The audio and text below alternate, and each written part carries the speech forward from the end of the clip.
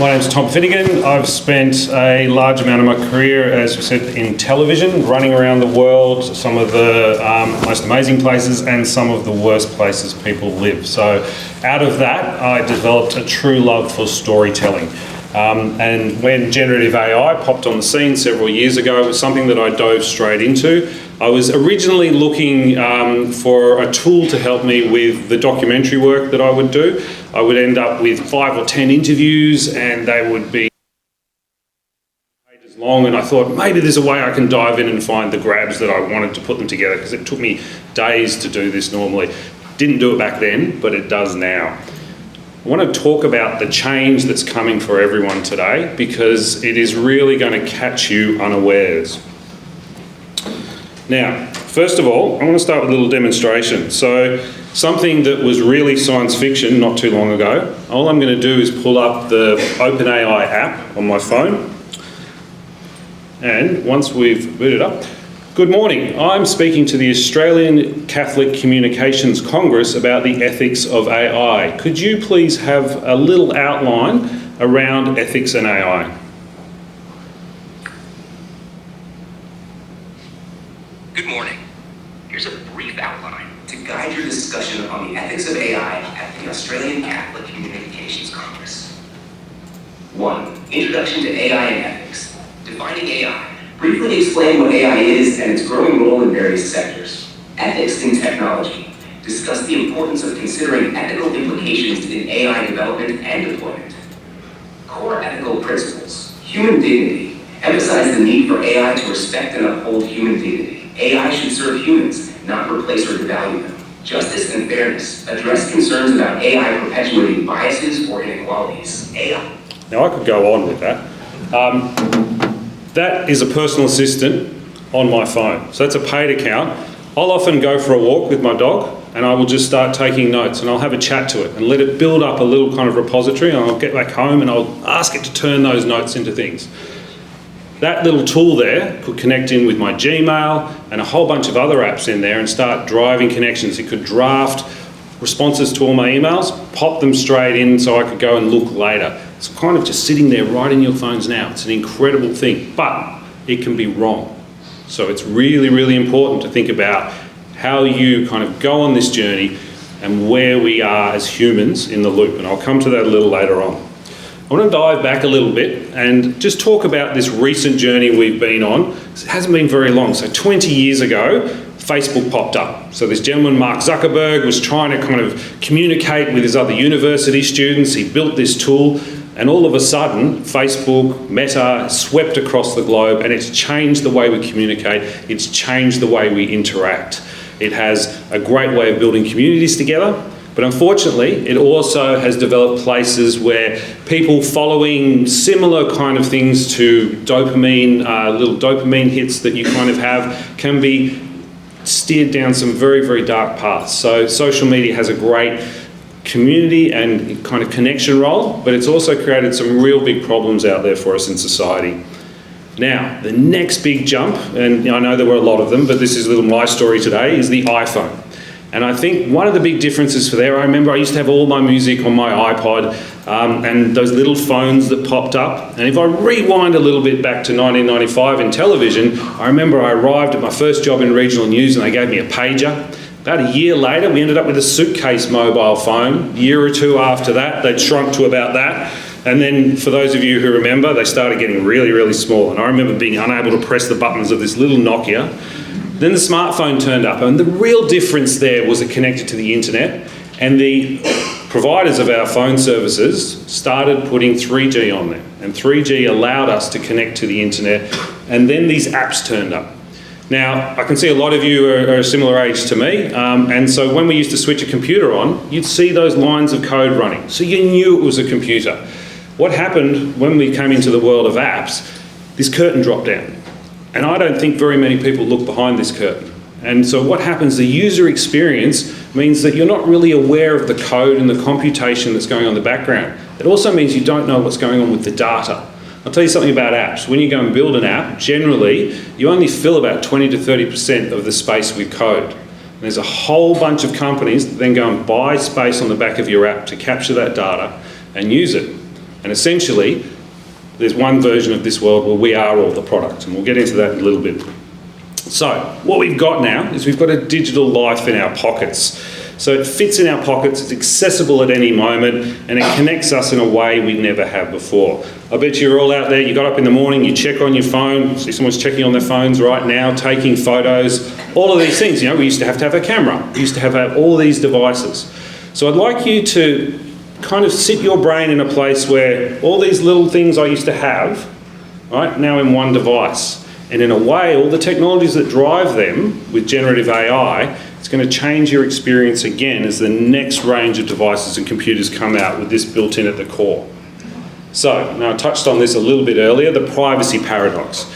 While we've gained convenience, we've also sacrificed a significant amount of privacy. So you don't think about it, but once you jumped on your Gmail, I would suggest very few of you have gone in and adjusted the settings, so it would have sent a little ping back with the data, geolocation, where you were when you did that email. It captures all of this data and puts it back together. And most of us never interact with that data. If someone else gets that data and they want to do something nefarious with it, it can be a real problem. But primarily it goes to advertisers. And what this allows kind of happen out there in the world is this unique individual experience that every single person has now in their digital life. And how that differs from the way we would gather knowledge in the past, a newspaper. A newspaper is a one-to-many tool. So everyone reads the newspaper. You all have a common set of experiences around a story or stories that are written a certain way. Now, when you jump into Facebook or one of your social media apps, depending on your likes and engagement in there, what it does is it uses things called rabbit hole algorithms. And essentially, and I'm going off on a little bit of a strange example here, but let's say you love cats, and let's say you really love cats dressed up in fire outfits, firemen's outfits, right? You start liking a few of those videos, well, you've got a feed that's full of that stuff. You've also indicated off to anyone who's selling products to people that love cats with fireman outfits, well, this is the person, if I'm going to pay an ad, that I want that ad to appear in front of. So being conscious about this going on in your digital experience is really, really important. For every free service like Gmail or TikTok, there's a price. Now, you sit there and you enjoy it, but really what you're doing is you're creating a massive amount of data points. So if you actually tried to download your Facebook file or something, I don't know if you've ever done that before, they are massive because there's a record of every click, every like, every share, every comment. And then when you dive a little further, it starts looking at how long you've sat on a video. Okay, so all of this stuff is built into this big personality profile, and we're all being mapped. Is it good or is it bad? Because the convenience is fantastic, and we're not being manipulated at mass today, but there is a possibility of this down the road. Now, massive amounts of data is what has enabled generative AI. So since the iPhone popped up, and we started moving into the cloud. And I love the cloud. Cloud is one of these beautiful psychological words. It allows you to disengage from the idea that your data has disappeared off into everywhere. Well, it's still physically in a rack somewhere in a building full of servers. And there are these buildings popping up all over the world. We simply can't build them fast enough in order to keep up. So let's dive in, and I'm going to read this exactly, but what is generative AI? Because there's so much smoke and mirrors and there's a lot of misinformation about it. Modern AI systems are built using machine learning. Programmers set up the underlying mathematical structure, but the actual intelligence comes from training the system to mimic patterns in data. That mimicking feels very human to us when we interact with it. And again, we forget what's going on in the background, but it's just data, it's just ones and zeros. Generative AI uses algorithms to predict the next most likely outcome based on the patterns it has learned from a vast amount of data. For example, when generating text, the AI predicts the next word in a sentence based on the words that came before it. And similarly, when creating images or music, the AI generates content by identifying and replicating patterns from the data it has been trained on. So whenever you're working with it, whenever you're asking an LLM to write something for you, you're drawing a picture, you need to be conscious. It's always trying to predict the most logical outcome based on the massive amounts of data it's analysed in the past. And so I find if you put yourself in that place, you can actually start to control it and get a better output. But it's really important to understand that as much as it feels like it's almost speaking to a human, like that demonstration in the beginning, it's not at all. It is still a ones and zeros world. Newspapers. So when it was like an AI was writing an article, it's just really predicting the next most logical sequence of words based on similar articles it's analysed. Now, you can choose to create a knowledge base of articles you've written. You can put some guardrails around that, and you can ask an LLM just to create content from that. Now, that's creating a safe space to work in, but it is still predicting that text, okay? So it's not got human creativity, and I don't believe it ever will. Now, AI-generated images, the AI can create a new painting by mimicking the style and elements of famous artworks it has studied. I just asked for Van Gogh in Rome, and I had this. It's a lovely picture at first glance. The roofs are a bit odd, and all the torches up the street and stuff like that. But if I rewind 2 years, I'm not an artist. I couldn't create this. I would have to go and commission someone, find a graphic artist to do that. Instead, I just put a sentence in, and now I've got this. So I could have continued to refine it.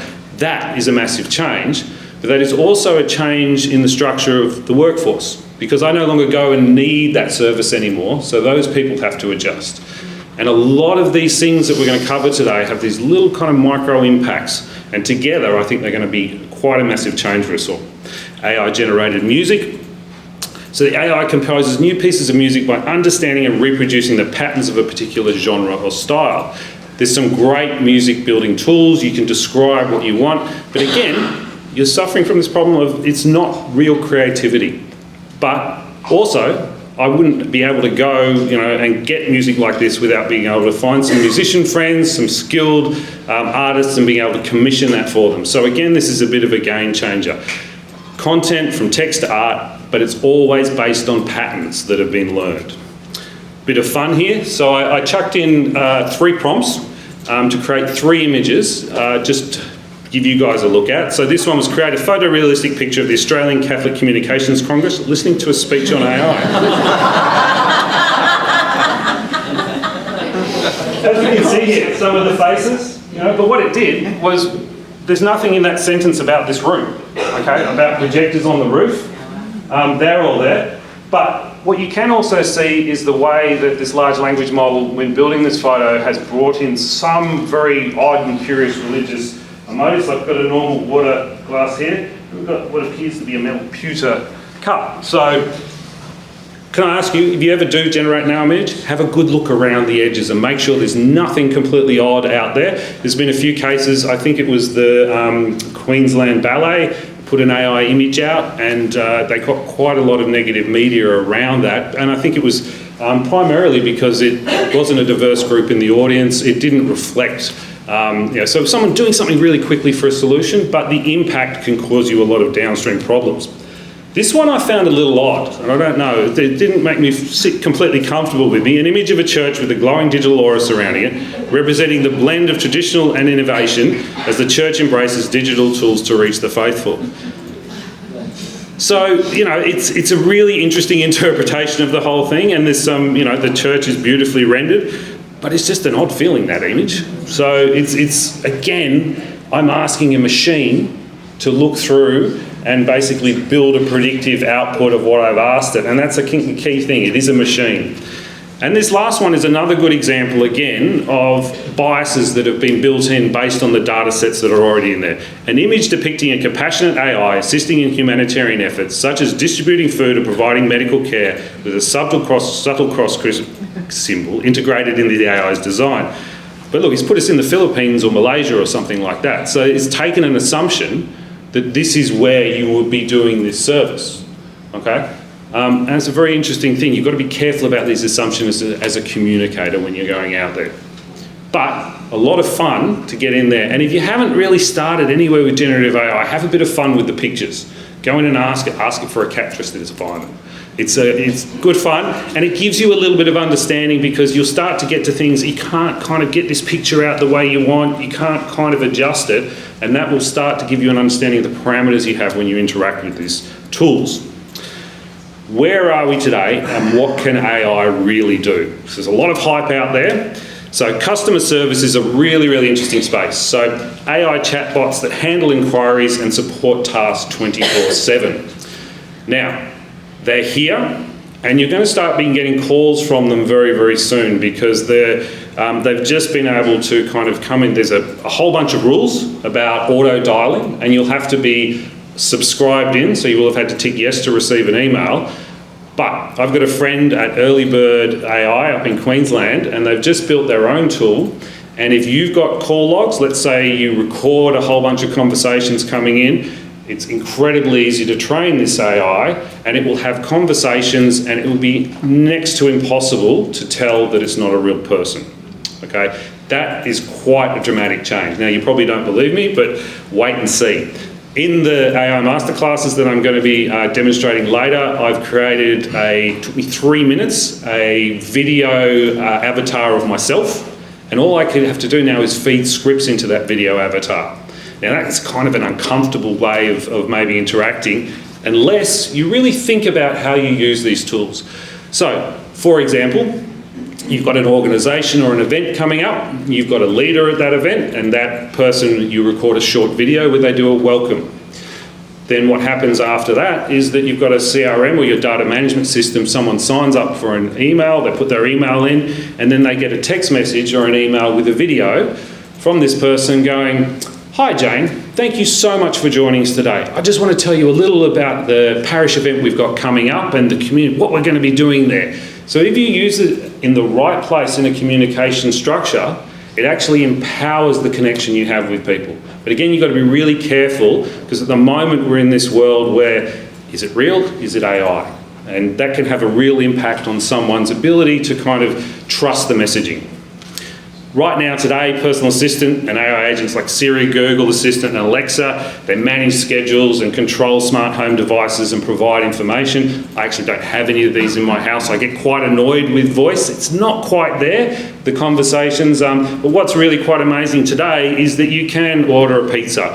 You can book an Uber. You can connect through to your Gmail, all using these tools right there. But there is another consequence for this. If you go to Google, right, and especially when, 5 years ago, you've got a page of results, and you scroll down that page of results. Now, if you go and ask Amazon Alexa for batteries, you will get Amazon batteries. There is only one correct answer in voice text, so it's really something, you need to be very, very conscious of. I'll touch a bit later on healthcare, but just in the beginning, medical diagnostics and helping doctors by analysing medical images or predicting patient outcomes. There's already a huge amount of impacts around the world. The team that helped me build TalkingBrands in Israel are working on a tool that is helping with heart surgery. So in the past, in my TV days, I've filmed the removal and replacement of an aorta valve. And what this is able to do is study tens of thousands of operations and draw information out and insights that can be applied. Now, again, you have to keep these human experts in the loop, and that's the place we are in today. It might not be in 15 years, but it's definitely where we are today. Autonomous systems, self-driving cars, drones that use AI to navigate and operate independently. A couple of months ago, I was at RSA in San Francisco, the world's biggest cybersecurity conference, and driving around the streets are automated cars without drivers. So you book it on an app, you hop in, and off you go. There were some beautiful little problems we discovered. Apparently, locals run around and put traffic cones on the bonnets, and then the car just stops and won't move. We were standing waiting to get a coffee, and we were right near the exit from an underground car park, and just in front of that was a right turn. There was a moving truck parked there in the right turn, spot, and they were unloading. The automated car came up and stopped, and it didn't know what to do. And it sat there, 4 or 5 cycles through the lights. We got bored and we left. So there's still some challenges around this, but the convenience, the ability to hop in a car, but if you jump online and have a look, you'll see there's a lot of people going through that experience, still finding it quite uncomfortable. And that's very much about the change journey we're on in this society, is that a lot of these things, they're ideas, they're new. I don't know, when Uber popped up, it probably took a while for you to jump on and have a go. Now it's a ubiquitous part of our society. We just literally think of it as another part of a taxi. Now, this is something that I'm incredibly passionate about, and this is the humans must stay in the loop. So it's down to us to craft the vision and for AI to follow the lead. It's a challenging environment to do that in. The technology, the solutions, it's incredibly easy to spin up something and test it in these days. So you've really got to be thinking, what is the moral and ethical use of this tool? Is it going to actually benefit society? Is it going to bring people together, or is there harm at the bottom of all this? So a really, really important place to place your brain. Now, this is a little bit about how I do it. So I prepare whenever I'm going to speak to an AI, a Gen AI tool. I think about what is the purpose of what I'm doing? What is the context that I want this story to be told in? What is the structure I want to happen here? What is the content? Now, I'm a big fan of putting in your ideas. If you record a meeting with your team, even you voice to text some ideas, you write however you like to do that, the real benefit is that then the large language models are looking at your creative content and then they're drafting content out of that. So you're drawing on the expertise that has been captured throughout this mass data mining, rather than asking it to look out on the internet and find some content that might be what you want. And that's where large language models also cause a big problem with hallucinations and misleading facts. Context matters. So only humans ensure the true relevance and impact of these tools. So I think my call to action to all of you today is really to find some way to get involved. So I'm just going to ask everyone to stick your hands up. If you've used a large language model or generative AI, have you tapped anything in? That's fantastic. All right, now keep your hand up. Sorry, everyone keeps your hand up. Wonderful. Now, put your hand down if you've never used it for work. So if you've used it for work, keep your hand up. All right, that's cool. Now, put your hand down if you've used a free version, and keep it up if you've got a paid account. Okay, I'd really like you to have a look around at who's got their hands up. Now, they are people that aren't training the large language models. Pop your hands down now. They are people that basically aren't sharing IP, aren't sharing your secrets. Go and have a chat with them. It's incredibly simple to do this, right? You know, you get a paid GPT account, you go into your settings and you switch off that training. That means that your proprietary information is still yours. One of the big changes is that, and hidden for us for the last 4 or 5 years, OpenAI and these other people have just been scraping the internet and gathering all this data. Doesn't matter whose it is, they didn't care about it, right? That's how they built Sora, the image generation tool. They had to look at every available movie, every available video, figure out what was quality and what wasn't to be able to develop this tool, okay? So the change that we've got now is that if you have intellectual property, you need to put some kind of fence or wall around that. So you need to be thinking about what is public, because essentially at the moment, your public-facing data is being scraped to train this, right? So really, really thinking about that. Empowering users. So a proper setup and training turns AI into a powerful ally. One of the big challenges I find when I come in and speak to leaders, the C-suite and executives, they really struggle with this idea of kind of understanding, do I kind of do a big clean sweep and I'm able to connect all these things and automate, all these processes in one big go. If you do that, you'll leave your staff behind, okay? Culture eats strategy for breakfast. So what I do is I recommend putting a toe in the water. Find a place in your workflow in what you're doing where you can bring in a tool or a prompt and allow your team to get comfortable with it.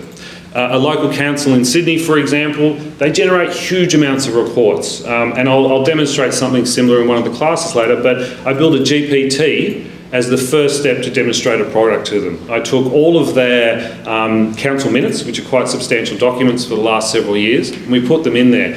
What they have a common need is to draw out talking points for a speech or notes for a story. And also the data analytics tool in OpenAI and LLMs is incredibly powerful. And I created a little button there that said, go and have a look through for any anomalies against this. I loaded the style guide up against the style guide or in the financials. Okay, found 50 in one go. The way we built that research prompt is we had it only looking at those at the documents we had put in there. So it wasn't allowed to go out and prosecute anything else. And everything that came back up for the human had a reference point and an explanation as to why it had made this assumption. So again, the human in the loop was able to go back and easily check all of that. So it saved a lot of work. And one of the things I think about in a meeting, so I record every meeting using Otter.ai. Fathom is another great tool, okay? Once I've finished a meeting with a client, I'll take that transcript and I'll add a prompt, and very much I'll have a client proposal ready to go. I'll get in, maybe spend 20 or 30 minutes working on that to make it customised, personal, a bit of my own flavour in it. But if you think about that before, that would have taken 4 or 5 hours. Let's say you have a team meeting, right? You would kind of go, I want a new product out there, a new idea or a new campaign. 4 or 5 you sit around for an hour, and then 1 or 2 people would generally go off, maybe spend a week coming up with that proposal. Well, instead today, you can change the way you work. And so what you can do is you record that meeting, immediately take that transcript, drop it in with a strategy prompt or whatever you want to do. You've got your draft document right there ready to work on. And it's based on the ideas that were formed in the meeting. One of the things I think is really clever too is if you structure your meetings, so you cover key headlines and you walk through them, then it's easy for the transcript and the LLM to pick this up and perform an even better job. Okay, now I've talked about how much fun it is. Avoid over-reliance. AI supports, but human oversight is crucial. In the world of cybersecurity, which is another place I spend a bit of my time, AI is making huge changes to the most basic and automated tasks about being able to look through and scan attack surfaces that a company might have. So, for example, we're just not conscious of all the places that someone can come in and maybe cause problems for your data set, and AI is able to look over that. Now, generally that would have been in the past a entry-level job, right? This constant scanning. So one of the big problems generative AI is doing with, you know, the Western world is changing the way these jobs and roles are structured out there. There's a huge skill shortage in cybersecurity. This is now going to be further exacerbated by the fact that the roles where you come in to get experience are just disappearing. This is going to be a big challenge. Communicators, newspapers, the whole thing is these roles that we come in and build this expertise and take this time are probably not going to exist in the next few years. I don't really know how this is going to transition. I think we'll just have to watch it, but I think it's going to be important to see and kind of, again, if you are on top of this, if you've got your toe in the water, if you're paying attention, you've got the opportunity to engage with it, share an opinion, and maybe help shape the way it all comes out. Now, ethical guardrails. How do we keep AI outputs fair and unbiased? At the moment, I think it is the Wild West out there. And so one of the things, and I really want to drive this home speaking to all of you, we need you to get involved. We need you all to have a basic understanding, because it's together as a community that advocating out about the correct ethical use, you know, that's where this voice needs to be heard. There is people off doing things in the military industrial complex that is really, really quite scary. That technology flows out in a way into our consumer world. I don't know, and I would describe it in a slightly disturbing way. So, for example, we've all heard about the use of drone technology over in the war in Ukraine. Well, several years ago, I've been flying drones with cameras for quite some time, but several years ago I bought a new one, and I was able to, down the coast, draw a box on the screen around a jet ski, and it just tracked the jet ski, and it flew around it. Now, unfortunately, all the technology to do that had come from the military experiments. So this flow on of data, I think we really need to be conscious at all levels of what people are doing. Palantir is an organisation that I'd suggest you have a quick look at if you want to see some scary stuff about what they do. They're a lot of big data behind the scenes stuff. Anyway, so preventing automation pitfalls. Without human guidance, AI can misfire. We hear lots of stories at the very basic end.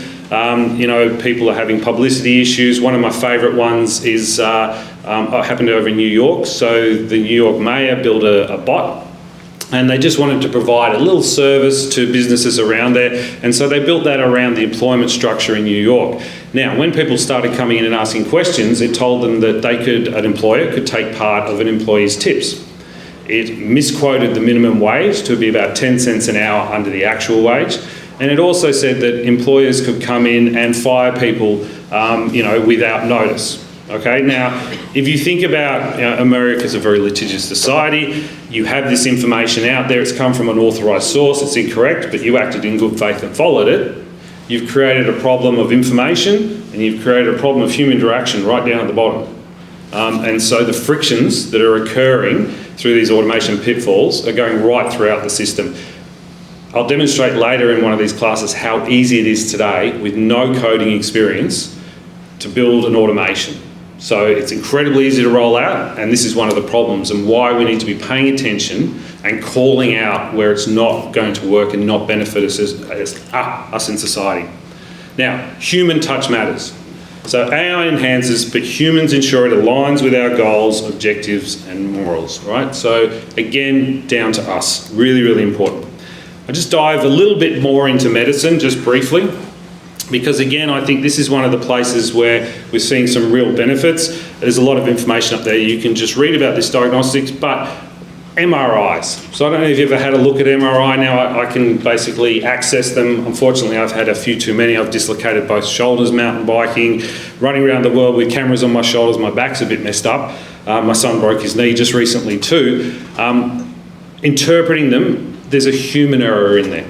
Now what's happened over in the UK, they've put generative AI over the top of this, and they've found that they can improve the analysis probably about, I think it's 10 to 15% above humans at the moment, right? And that is going to increase and increase. So if you think about your doctor, whoever, your healthcare professional, not everyone comes to work with their best selves every day, right? There's a great study in America about magistrates and giving people bail. So this is a bit of a human story. I very much like the psychology because I think this is how we build in change. If you sit and want to go for bail, if you are applying for bail, Monday morning, Tuesday morning to lunchtime is the time to do it. By the time you got to Wednesday, Thursday, Friday, the amount of bails that were actually provided drops right through the floor. So as the week goes on, we get a little frustrated. So as a communicator, one of the things I do is I'm always conscious of those human rhythms. So when I'm doing social media posts for our Murfin Group about cybersecurity, on LinkedIn, on Sunday and Monday, I'm always thinking about pain points. Sunday night we're worried about what's happening at work. So I'll put out a story about how you can overcome a challenge, what might be something that's in your way. Through the week, we're very, very busy. And so people like to see leaders talking or shining a spotlight on stories that are relevant to them. And then as we get towards the end of the week, what we're really looking for is those kind of trophy moments. And what I mean in a communicator sense is to talk about case studies, successes, challenges overcome. And that seems to hit almost with the vibes as we run through a week. And then if you create a rhythm, people start to kind of follow on to that. So a little bit off AI medicine, but there we go. Now, AI hallucinations. This is something everyone kind of is aware of, and you have to be really careful of. So Microsoft AI's powered bot goes off script. There's been a bunch of these. I think one of the things around hallucinations that I find the most interesting is they have almost always got published because there is no human in the loop at the end. Again, there is no one kind of checking. It's this idea, wow, this is easy, I'm just going to go and put that out. So, and the communicator's attention to detail is key. AI-generated news articles containing false information. So this is a very new thing. So several news outlets have published articles written by AI that contain factual errors, fabricated information, and these instances highlight the importance of human oversight, fact-checking in the age of AI-generated content. One of the things that used to happen as I travel the world is context is so powerful and so important. When that horrible story MH17 was shot down and our Prime Minister Tony Abbott said he was going to shirt front Putin in Australia, that played really well to us. We were thinking, this is unbelievable, how could this happen? Over in Russia, who is this guy? What's he talking about shirt fronting? So the context in Russia, it was a relevant Australian having a complaint, right? So context is everything. What we've got here is a picture of Joe Biden. Joe Biden has never been in the military. Joe Biden has never worn a military uniform, and specifically, Joe Biden has never worn a military uniform in the Situation Room. This is Russian newspaper, and as you can see, the caption, President Biden in uniform at the Operational Control Centre. Why would you think anything different if you read that? There is nothing there. So that you're building your worldview now. right? You're building these points in your brain which you relate to other people in conversations. It's just false. So it is really, really a big challenge when you're out there looking at what's going on. Misidentifying people in images and videos. So, and I'll come back to this a little later, but our data set that we've created out there is biased.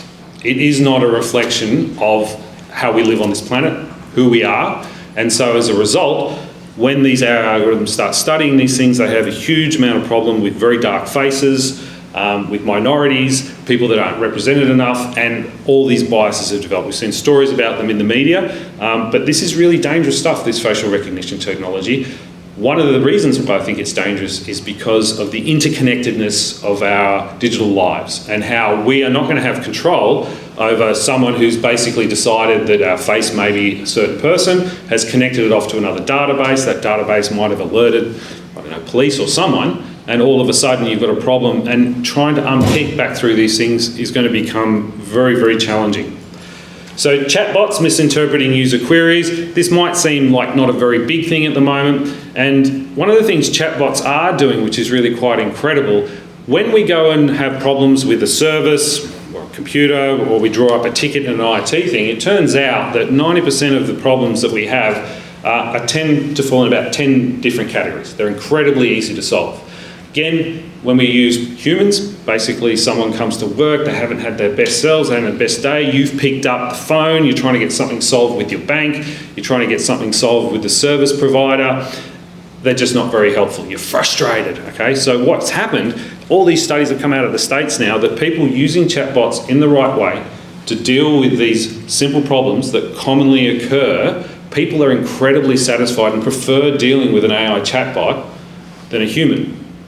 So there are services that we are going to end up just dealing with generative AI just because it is easier and it's more convenient to us. And we're kind of discovering these things as we go along.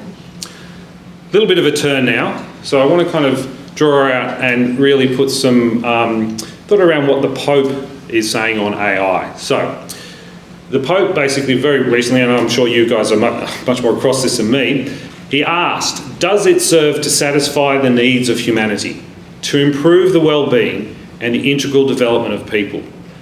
I kind of feel it does at the moment, or does it rather serve to enrich and increase the already high power of the few technological giants despite the dangers to humanity?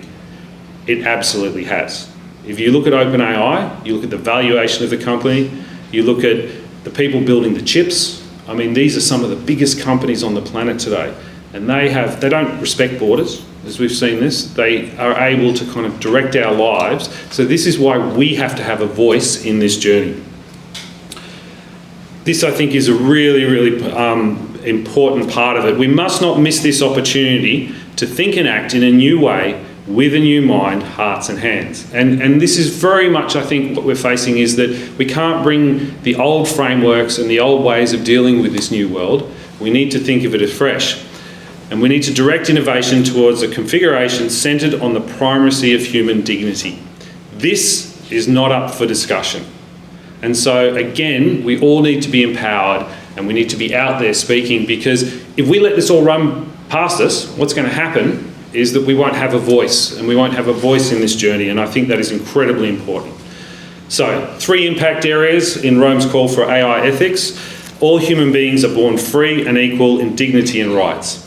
Now, you can go around the world, and I've done this, and digital rights are not ubiquitous, okay? Some people can get on the internet, some people can, some people like us have unrestricted access to pretty much whatever we want. But if you think about it, you know, I remember being in some villages in Indonesia, and the ability for the local person to get on the internet and be able to download some YouTube, build some basic water purification, learn about some better, you know, building techniques for, you know, the houses and stuff like they're doing. I mean, information is power. And if there's one thing you can do today is, you know, if you're ignorant about something, you can jump onto YouTube, right? You can find the information out there on the internet. So it's really incumbent on us to get up and take this advantage that's out there today. Because 20, 30 years ago, it was really hard to get deep knowledge about a lot of these things. As stewards of faith and morality, it's a sacred duty to guide the responsible development of AI, ensuring it serves common good and upholds the dignity of all people. And I think that really is a call for all of us to get in and to start involving a bit of generative AI in our daily lives, so we are able to be out there and be advocates and be leaders in this space.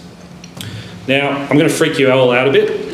So Sam Altman is, obviously old and new CEO of OpenAI and is very much the visionary. Now, he's outlined 5 stages of AI, and I believe that, in his current role, we are heading barreling down this at a frightening speed.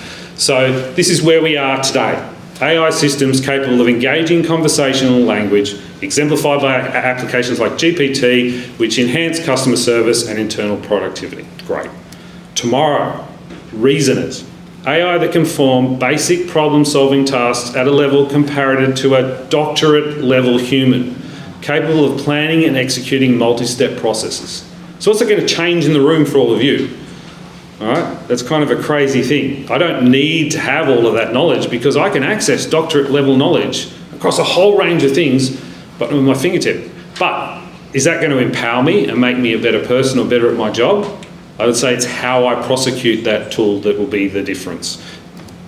Stage 3, now we're starting to get a little bit worrying here. Autonomous systems that can act on a user's behalf over extended periods, managing complex tasks without constant human output. Now, I've built a bunch of automations that are able to create social media content and post it up. One of the things, you can flood the internet with this stuff. However, what I actually personally do is that I will go, and if you have a look at our Murfin Group or my post, I actually take the time to go and find a story, because that's where engagement is. There was a lovely little one we did on our podcast, and I used a toothbrushing analogy. So when I was talking about cybersecurity, I was talking about behaviours. I said, in the beginning of the post, learning to brush my teeth was something my parents had to nag at me every single day. Right? And then what that does, and this is the stuff that generative AI just really isn't good at, doing these personal stories out. What I did was I related that to the learned behaviour you need to have a password manager, 2-factor authentication, and to keep everything updated. These are the same kind of behaviours, but we don't want to have to browbeat people the way your parents did that with brushing your teeth. However, I bet you all brush your teeth every day now. So it was a learned behaviour. Now, number 4. Innovators that aid in the invention process, contributing to the development of new ideas, products, or solutions across various fields. So, generative AI that is actually creatively thinking like a human. So that maybe, not like a human, but that is kind of a scary concept in my head. One of the things that I think today is very, very useful, if you've got a product idea, or let's say you want a new event or campaign, it's incredibly easy to go in and say, I want out-of-the-box ideas. I want unique and clear thinking. I want you to come up with 10 ideas for a campaign based around XXX. Now, that's a great discussion point, and it gets you going, and who knows where you may end up. This is a whole different thing. This is taking that role off you, right? So it is creating that kind of stuff.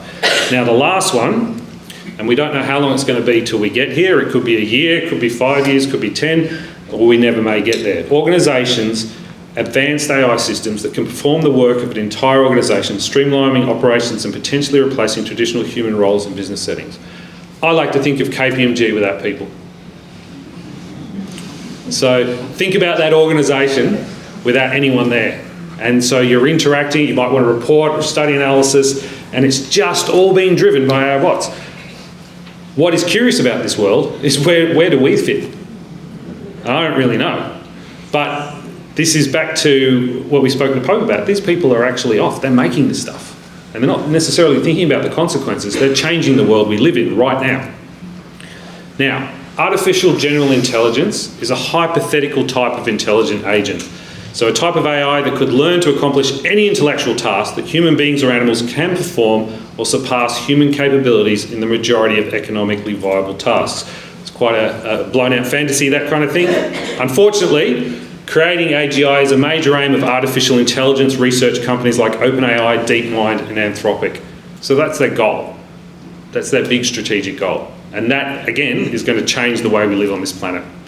So there's a big debate on the timeline. Experts disagree on when artificial general intelligence might develop, ranging from years or decades to a century or more, and some even doubt its feasibility.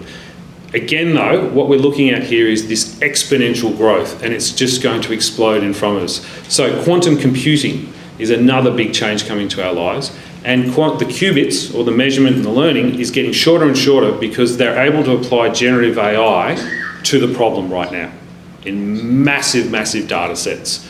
So these things, again, coming together will change the way we live on the planet. So what is the role in AI in creating a hyper-connected world? So what comes next is really going to be 5G and 6G networks that it's about like much, much higher speed connectivity, allowing the generative AI tools within our phones and computers to be able to take control of all these kind of things and solve these problems. But when I spoke earlier, when we started up a computer when we were younger, we saw the code, right? What we're moving to is a world where only a very, very small amount of people who are actually building these things are aware of what's going on in the background. And unfortunately, the way we are built as humans is that we have these confirmation biases, and if it feels like a human experience, well, it probably is. And I'm not thinking about what's going on behind it, but then I've lost context, and that's a big problem. So, connected devices and sensors. Now, there's probably a whole bunch of sensors around here in this room. I don't know if you've been to a Westfield recently. I don't know if you've been to a Westfield and you've logged on to the Westfield app for convenience. What they've done in quite a few of the Westfields, and they're trying to roll it out, and this is something that's ubiquitous across big shopping centres around the world, is they put little sensors all the way through the shops, and so they track you. Now, they've got deals with all these companies. So when you go to Kmart, right, not only do the sensors know where you go around in that store, they know where you stop, okay? They know what you buy, all right? All that data is sent off to the advertisers, and it comes straight back to you in an ad that you feel like, oh, okay, that seems like something I might like. Or another beautiful one is offering you deals to come in at the time you regularly go. So it's able to go, oh, here's your rhythm. Here's your, you turn up on Saturdays, you like a coffee, you like this. Well, let's get them in there. They haven't been in 2 weeks. Let's give them a discount coffee voucher. But these are things that are prodding you towards behaviours that you're probably not really conscious of. And so that's something I'd really love everyone to think about. What is this digital thing actually doing in the background, and how is it prodding me along in the way I'm kind of living my life? Whoop. Okay, so the role of AI, basically advancements in AI technologies from narrow AI to artificial general intelligence. This is a very surface look, but some of the things that are out there are deep learning. So this is very much around the medical world and other places. So really diving in a huge amount of information, recommendation engines, predictive analytics, NLP text mining, natural language generation, prescriptive analytics, machine learning systems, and evidence-based systems. When you can combine all of those in together, we're starting to look towards that, replacing companies and experiences with just generative AI. Privacy in a connected world. So data breaches, AI processing of personal data heightens the risk of breaches, leading to identity theft and privacy violations.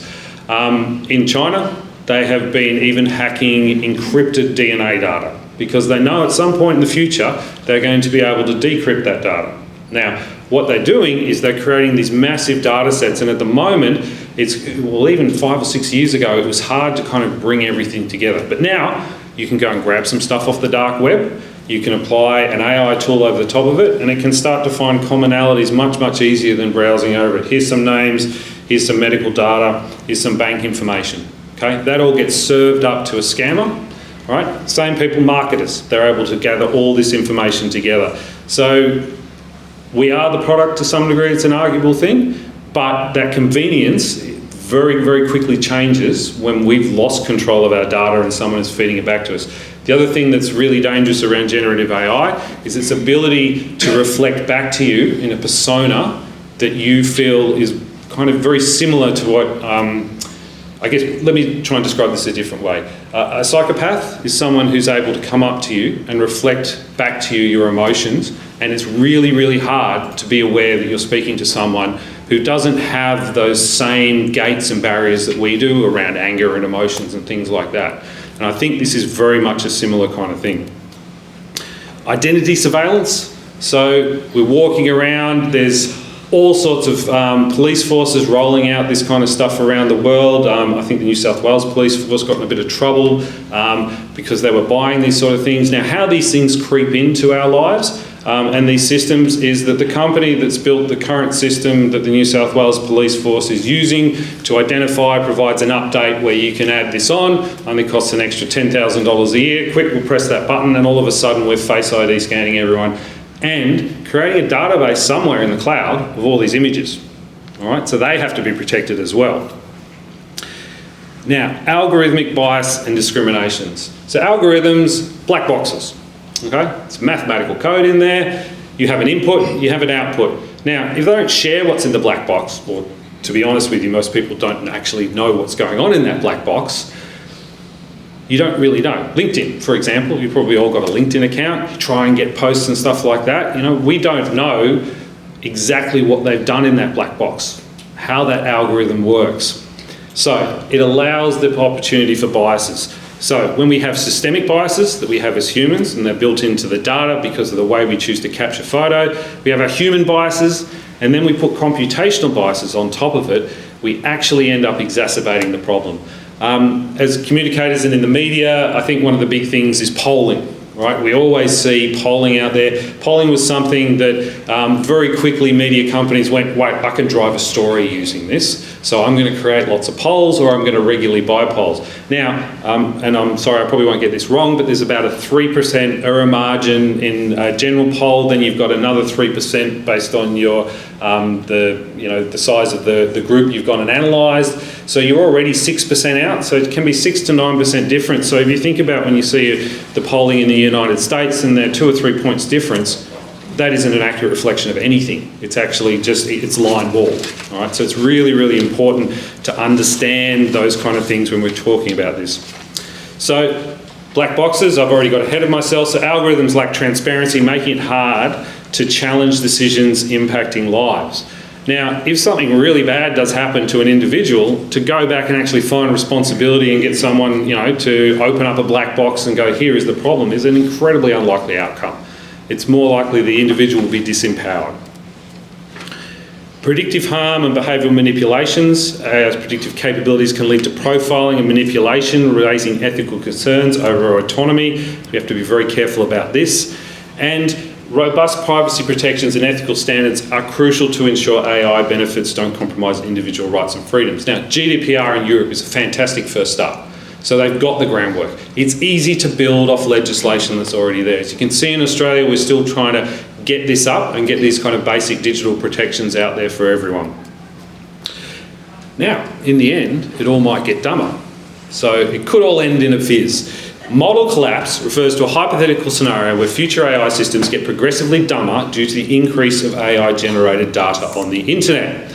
Studies are already showing today that content LLMs generate from the internet are becoming bland. And it's this predictive bit, right? The current crop of generative AI systems need high-quality data and lots of it. And up until 6-9 months ago, that data had been human-generated, right?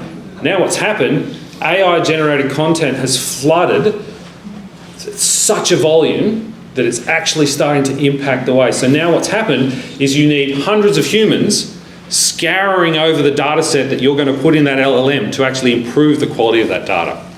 And data quality is a key step here. So if we wanted to take any of the systems or processes in any of the places you've worked, if you've got well-organised files and data, it's incredibly easy to do. You can do it yourself, right?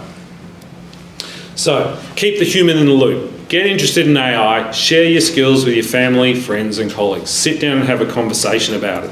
Start playing with generative AI tools and large language models safely and responsibly. Purchase a paid account, put privacy on. Copilot is available in a lot of workspaces now. Get involved with someone who's building that out. Have a play. Please take an interest in the safe and ethical development of AI. Thank you very much.